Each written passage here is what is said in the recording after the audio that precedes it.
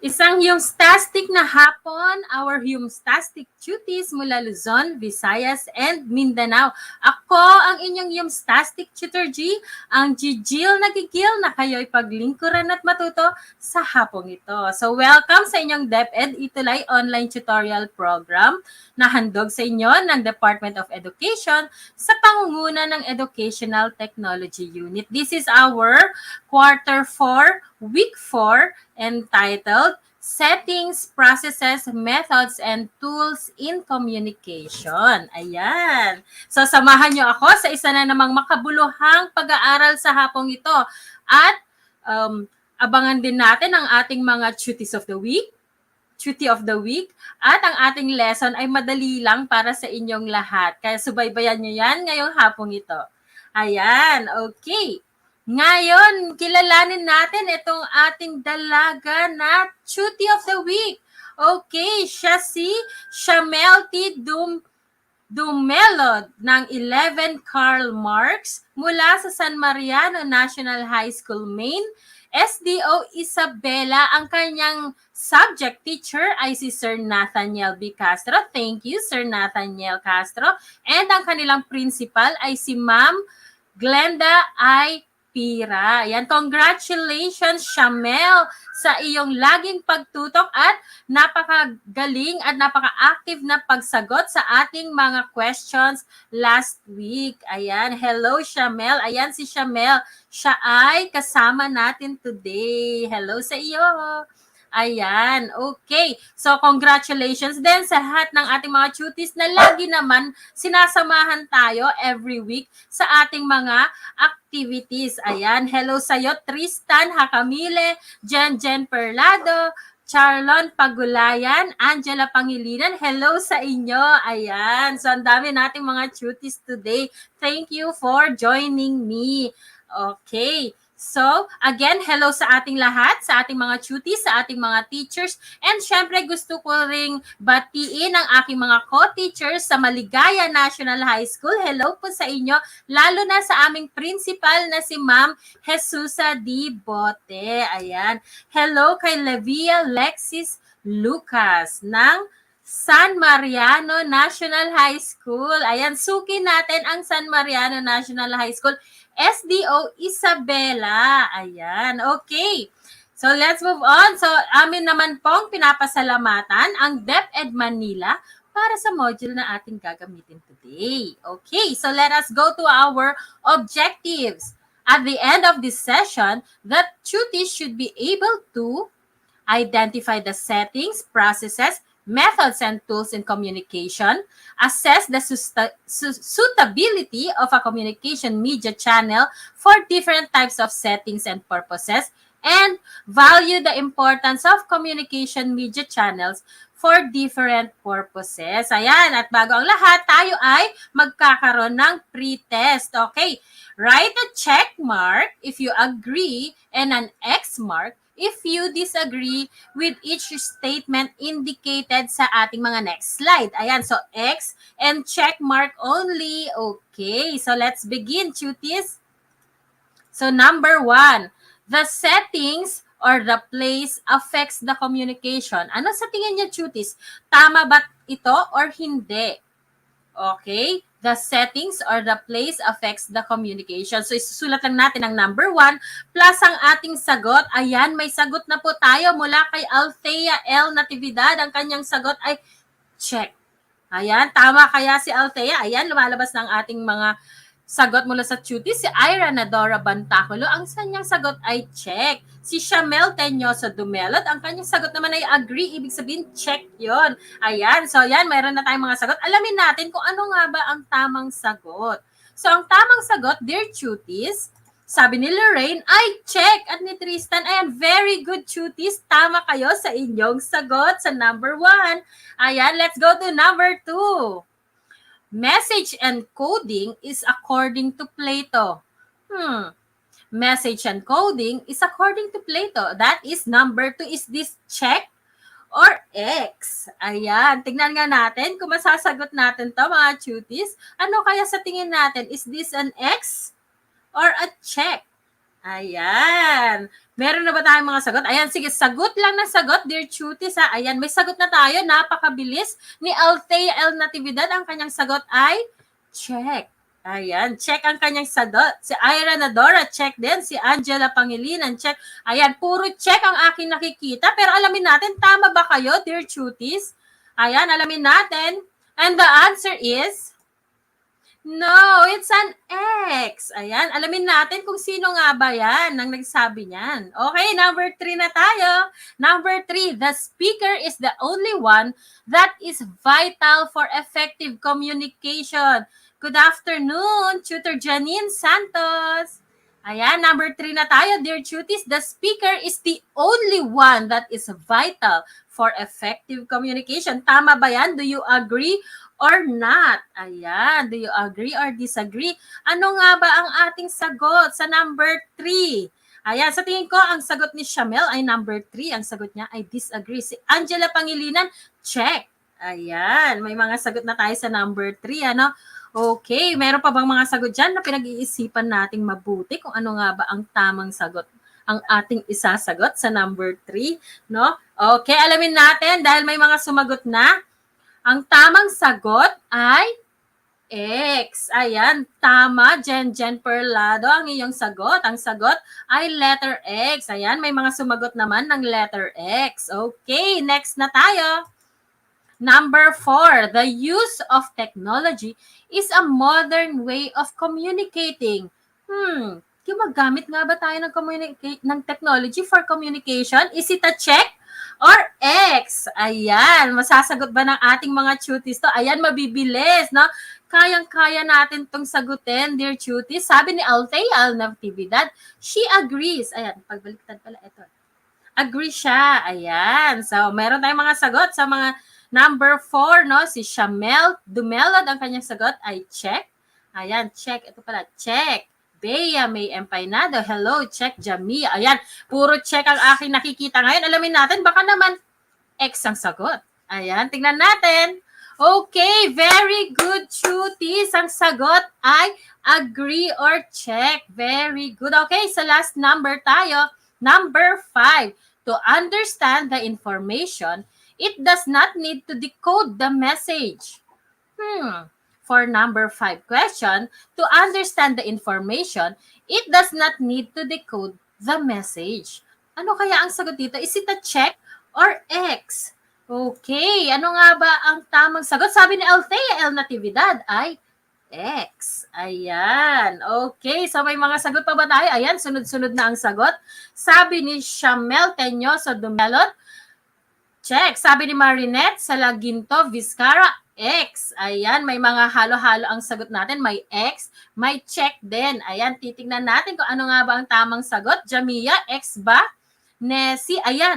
Ang tamang sagot, very good, Chutis. Ang tamang sagot ay X. No, we do not agree to this. Ayan, very good, Chutis. Woohoo! Sabi natin. Okay, now let's move on to our lesson. This is our Module 4. Okay, settings, processes, methods, and tools in communication. Okay, so the first topic is about the process of communication. Okay, the first one is the SMCR from Berlo. Okay, that is David Berlo. So David Berlo's SMCR model of communication represents the process of communication in its simplest form. So this is the simplest form, dear Chutis. Okay, the acronym SMCR, as you can see in our screen, sabi dyan, it stands for source or the sender, message, channel, and receiver. Ayan. So yan yung mga components of Berlo's process. Okay, the sender, the message, the channel, and receiver. When we say the source or the sender, it is the sender that transfers information through communication skills like your attitude, your knowledge, your social system, and your culture. Okay, then that is being encoded at yan yung message, yan yung ine-encode ni sender or ng source, no? When we say message, it is an individual converts his thoughts into words. Ayan, nako-converts through communication, nako-convert, and the process is called encoding through the foundation of the content, the elements, treatment, and the structure of your message. Okay, after that, we move to the channel, no? It is how the information flows or paano ba nakakarating sa dulo yung ating communication, no? It flows from the sender to the receiver through this channel, which is the hearing, tasting, smelling, touching, and seeing. So, your ating senses, no? Yan yung channel. And the last one, after we use this channel, then we decode, no, the receiver to the receiver. The receiver, when the message reaches the receiver, he tries to understand what the listener wants to convey and then responds accordingly. So that is called the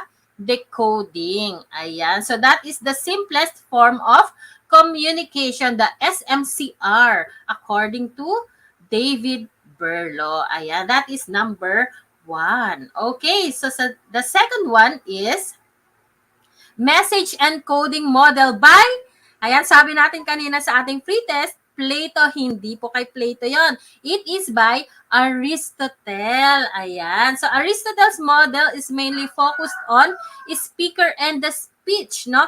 It can be broadly divided into these things in your screens. Now we have the speaker, the speech, the occasion, the audience, and the effect. So those are the primary elements, okay?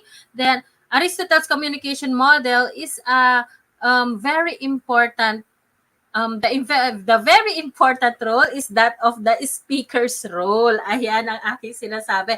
So, for example, no, in a seminar, no, so para kay Aristotle, ang pinaka-importante dito sa ating communication na to ay yung speaker. So, sa seminar, makikita natin yung resource speaker, yung guest speaker, siya ay nagko-convey ng message sa kanyang audience, nagbibigay siya ng kanyang speech. Ayan, so nakatuon ang communication na ito dun sa speaker. Ayan. So accordingly, pag nagsasalita siya, gusto niyang maparating yung kanyang message and to influence the listeners. Ayan. So that is the message encoding model. Okay.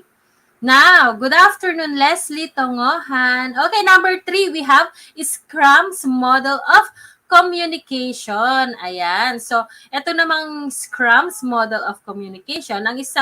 Ito ay two-way, no? Two-way na komunikasyon na nagmumungkahi kapag naabot na yung impormasyon, no? Merong encoding and decoding mula kay sender at kay receiver, no? So, nagkakaroon ng magkakaintindihan between them. So, yan yung Scrum's model of communication. For example, yung art professor, hindi niya naman may explain kung ano yung mga drawing kung hindi niya kayang i-convey yung kanyang mga meaning, no? Elements of the Scrum model of communication includes sabi dito sa ating slide, si sender, si receiver, encoder. The sender is the encoder or nag-encode, yung encoding dyan. And the receiver is the nagde-decode or yung decoding. Ayan. So, the message is the one in the center. Okay. They put the message into words. Ayan. That is the basis of this model. Last one.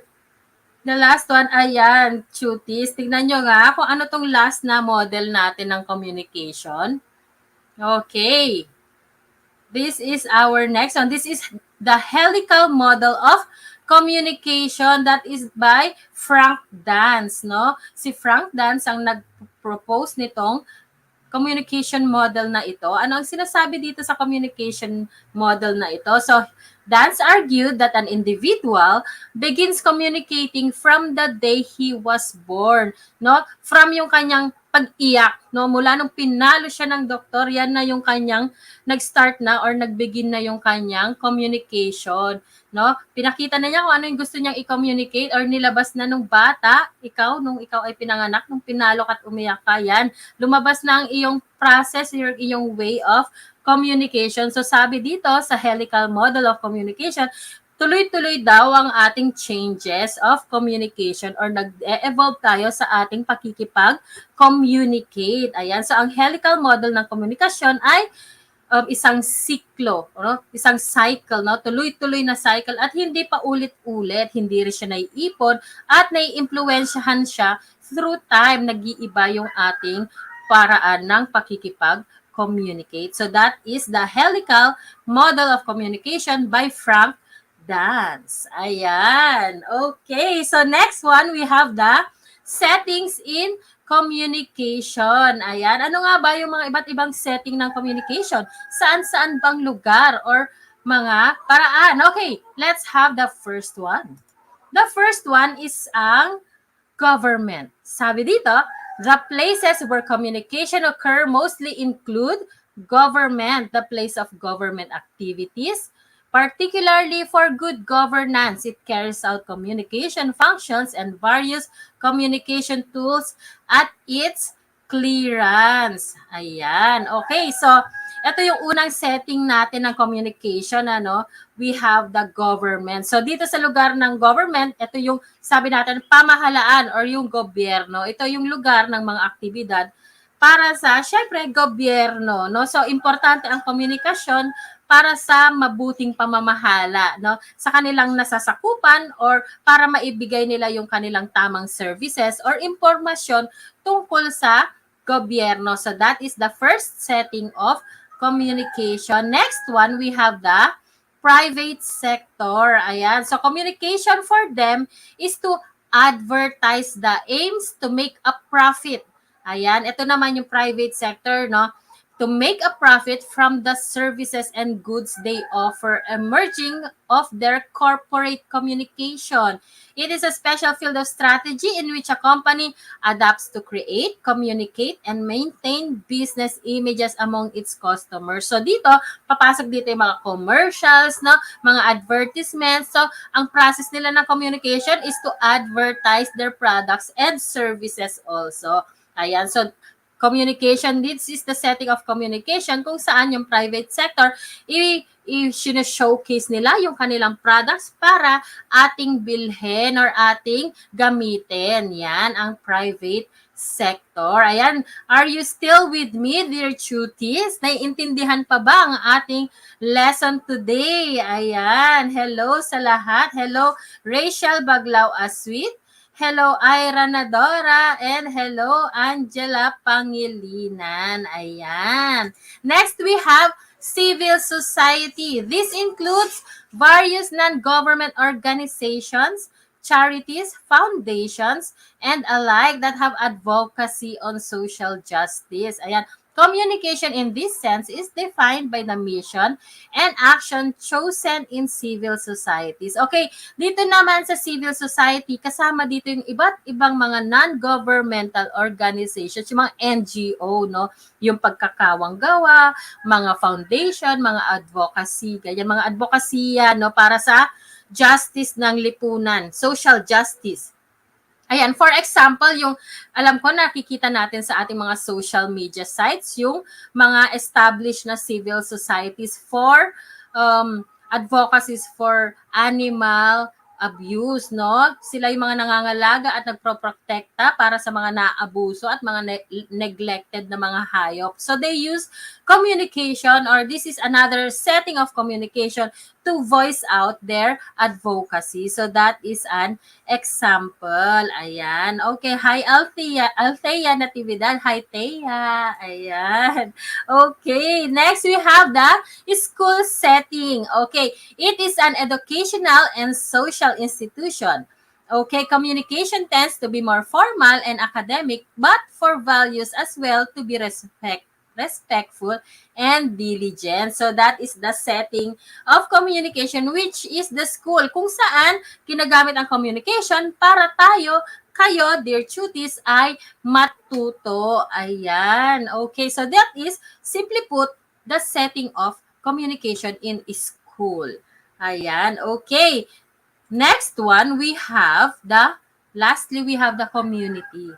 Okay, dear tuties, it is somehow non-formal because we are dealing with various types of people and communication has its uniqueness. So dito naman sa setting kung saan sa setting ng community, okay, kung saan we communicate with various people from different walks of life. Ayan, so iba't iba yung mga tao na nakatira sa isang community or magkakasama sa isang community, and silang lahat ay may iba't ibang kultura, paniniwala, prinsipyo. Ayan, yung background ninyo ay iba-iba. So, we have this setting of communication kung saan nagkakaroon ng connection or relation between different types of people. Ayan. So, these are the different settings of communication. Hello kay Jericho Sugitan, 11 car marks of San Mariano National High School. Hello, dear cuties. Ayan.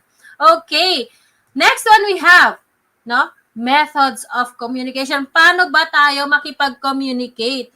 No? What are these? Ayan. What are the different methods of communication? Meron ba tayong idea dyan, dear cuties? Ano nga ba? Paano nga ba tayo nakikipag-communicate? Hello, Jericho Sugitan. Okay, hello sa iyo from San Mariano National High School. Kay Jamaica Tulyao, hello from 11 car marks. Good afternoon, Jamaica. Okay, meron ba? May sasagot ba sa akin? Ayan, what are the methods of communication? Ayan, let me begin with the first one. First, we have the verbal communication. So this is the first method of communication. Siyempre, katulad ng aking ginagawa, we use sounds, we use language, and a different tone of voice. I can go loud, I can go soft. Ayan, so that is the method, the first method of communication. Okay, next we have, madali lang to, dear cuties, tama ba? Ayan, next we have number 2, the non-verbal modes or method of communication. So, pag sinabi nating non-verbal, ayan, nakikita natin sa shout, no? Sabi ni Jamaica, shouting, yan. Verbal communication, yan. Pag nagsha-shout tayo. Okay. Next, we have the non-verbal, no? Non-verbal, nakikita natin dito sa ating slide, nakikita natin yung anger. Pag nakaganito ka na, you're communicating na galit ka. Diba? And when you're happy, you smile. Surprise, ayun yung mga iba't ibang expressions, no? Pag meron tayong non-verbal communication, anger, happiness, surprise, disgust, sadness, and fear. Ayan, kung hindi naman natin kailangang magsalita, pero dahil sa ating facial expressions, no, mapapakita natin kung ano yung gusto nating i-communicate. So, ang iba't ibang klase ng non-verbal communication, we have the facial expression, the posture, no? Pag ganito ka, kunwari, parang nahihiya ka or natatakot ka, diba? Your eye contact, no? Eye contact, your hand movements. Kunyari, pag galaw ng galaw yung kamay mo, ganyan ng ganyan, ganyan ng ganyan. Kinakabahan ka siguro, kaya ganun ka na ganun. Nag-iisip to, ganyan. And syempre, your touch, no? Touching is a sign of non-verbal communication. Pag pinalo ka, ibig sabihin galit sa'yo, di ba? Ganun ba yon, dear cuties? Bawal ang namamalong teacher. Okay, so those are the second method of communication. Okay, the next one we have written. Okay, the written method of communication. So pag sinabi nating written, ayan, nakikita natin sa picture, nagsusulat ang ating cutie. Ayan, when we say written communication, we have email, memorandums or memos, reports, Facebook post, your tweets, di ba? And a contract, yung mga sinusulat natin. Yang mga yan ay forms of communication. Pag pinadalhan ka ng sulat ng iyong teacher, na nagsasabing hindi ka pumapasok, ayan, siguro galit si teacher o kaya kailangan ka na niya sa school. Okay. O kaya nagsulat ka ng Facebook post, no? Nagsulat ka ng iyong hinain. Ayan, so Love letter, sabi ni Jamaica Tulyao. Yes. No, pag in love ka, anong ginagawa mo? Sinasabi mo ba agad? Hindi, nagsusulat ka. Ayan, sabi ni Jamaica, no, love letter pala ang paraan mo para makipag-communicate, ha? Ayan, so that is the third one. We have the written method of communication. Okay.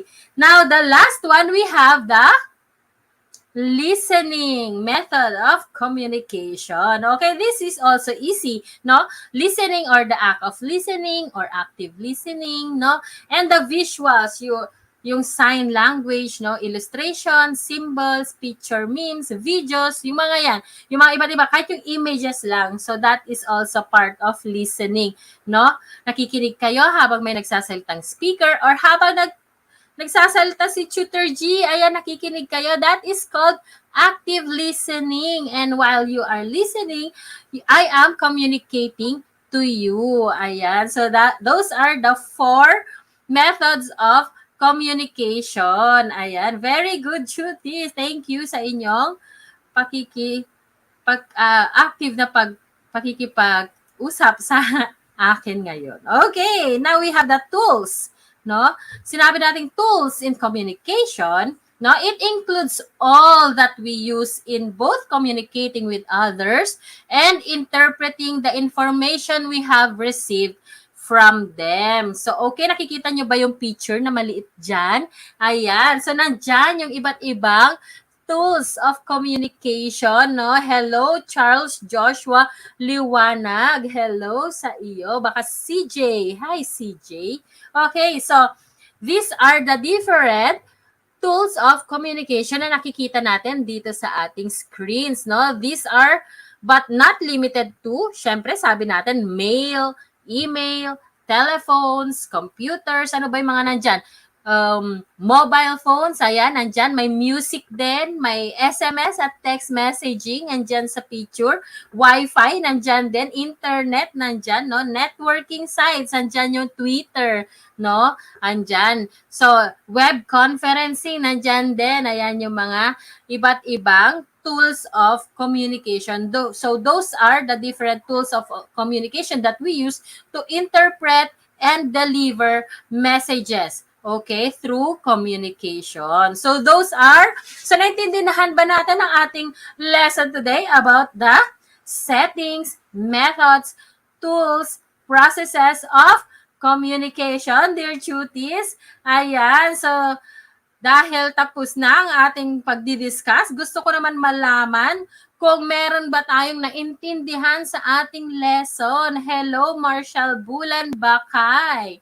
Naimbag nga malem kada kayo, amin. Ayan, SDO Isabela. Okay, now let's go to our post-test. Okay, multiple choice. Now, here's the direction. Choose the letter of the best answer. Ayan. Okay, choose the letter of the best answer. First, start na tayo sa number 1. Okay, it is a method of communication that includes the sounds, language, and tone of voice. Ano kaya ito? Is it letter A, visual, B, non-verbal, C, verbal, or D, writing? Ayan, no? Ano kaya ang answer sa number 1? So, write down number 1 plus the letter of your answer. Come on, let's go, cuties. Tignan natin. Okay, we have Althea L. Natividad. Ang kanyang sagot ay letter C. Ayan, si Tristan Hakabile, letter C. Si Marshall Bakay, letter C. Ano kaya ang tamang sagot? Okay, ayan, puro C ang aking nakikitang sagot. Cuties, tignan natin kung tama kayo. Ang tamang sagot ay letter C. Very good, Nessie. Ayan, nag-rhyme pa naman yung kanyang sagot. Okay. Number 2, this shows the visual method in communication. Ayan. Is it A, signs, illustrations, sounds? B, images, email, pictures? Letter C, signs, memes, illustrations? Or D, all of the above? Ayan. Ano nga ba ang sagot sa number 2, cuties? Okay. May sagot na ba tayo, dear cuties? Alamin nga natin. Ayan, so may sagot na si Althea Natividad. Ang kanyang sagot ay letter D. Ayan, letter D. Si Nessie Escultura, letter D. Ayan, pa-shout out, pa-wash out, sabi ni Aquarius Gamings. Hello, Iron Bricks. Ayan, lagi kang nandyan sa ating mga tutorials. Salamat. So, ayan, marami na tayong sagot, dear cuties. Ayan, nag-commercial pa si Tutor G, ano. Ang tamang sagot, ayan, alam ko, nag-aantay kayo. Ang tamang sagot ay, syempre, all of the above. Ayan, very good, cuties. Okay, number 3 na tayo. It is a method of communication that includes a Facebook post. Ayan, ano kayang method of communication ito, cuties? Is it letter A, visual, B, non-verbal, C, verbal, or D, writing? Ano kaya ang sagot? Ayan, sumagot ka rin, Mr. Aquarius Gamings. Ano nga ba ang sagot pag tayo ay gumamit ng Facebook post para sa ating communication? Is it? Ayan, may sumagot na si Althea, napakabilis. Letter D ang kanyang sagot. Si Tristan na Camille, letter D. Ayan, ang dami na pong letter D. Mukhang nakikinig nga ang ating mga cuties. No, tingnan nga natin, puro D. Ayan, so ang tamang sagot, cuties, ay letter A. Yan ang visual. At visual lang nakalagay. So, kanina binanggit ko yung letter, yung Facebook post in writing, ano. So ilagay natin din na baka nga letter D ito, ayan, sa writing din. Kaya baka magtampo ang ating ibang cuties kasi nabasa nila kanina yung writing. Pero nandun din siya sa visual kasi ikaw bilang receiver ay nababasa mo yung Facebook post. So it is A or D. Ayan, very good, cuties. Ayan, A and D yung mga sagot. No? Maraming A, maraming D. Okay, the number 4 question. It is a method of communication that includes the posture and eye contact. Ayan. Posture and eye contact. Is it a visual, B, non-verbal, C, verbal, or D, writing? O ano kaya ang sagot sa number 4? No, number 4. Hindi nakikita yung isa. Ayan, number 4, dear cuties. Ano kaya yan? Okay? Sumagot na si Althea. Ang kanyang sagot ay letter B. Ayan, number B. B ang kanyang sagot. Okay, dami ng sagot. Si Jamaica Tulyaw, si Jamia Padilla, Tristan Hakavila, ayan, dami ng letter B. Tignan natin kung tama nga ba kayo. Ang tamang sagot, syempre, very good, cuties, letter B. Okay, very good. Okay, the last one. Ayan, napaka-active ng ating mga cuties. The place that carries out communication functions and various communication tools on good governance. Ano kaya ito? Mukhang madali naman yata kasi letter A, government, B, private sector, C, schools, or D, community. Ano nga ba ang sagot dito sa number 5? Ayan, ang bilis ni Althea Natividad. Ang kanyang sagot ay letter A. Si Tristan, si Jamia, puro A na po ang mga lumalabas na sagot. Alamin po natin kung ano yung tamang sagot. At tama nga si Ira Nadora, letter A. Ayan, very good, cuties. Congratulations at halos lahat kayo ay perfect sa ating post test. Ibig sabihin, nakikinig ang ating mahal na mga cuties. Thank you sa inyong lahat. So, it's a wrap. Okay, let me leave you with this quote by Tony Robbins. Sabi niya, to effectively communicate, we must realize that we are all different in the way we perceive the world and use this understanding as a guide to our communication with others. Ayan. So, salamat. Okay. Thank you sa inyong lahat. See you next session. Yes, Jamaica Tulyaw. I hope to see you again next session. Thank you sa iyong pagiging active. Muli, narito ang bumubuo ng Senior High School Humanities and Social Sciences para sa fourth quarter ng ating session. Lagi po tayong sumubaybay tuwing Huwebes ng 4:40 ng hapon. Dito na nagtatapos ang Yumstastic episode para sa quarter 4 week 4. Muli, ako ang iyong Yumstastic Tutor G na Jijil na kayo'y paglingkuran at matuto sa hapong ito.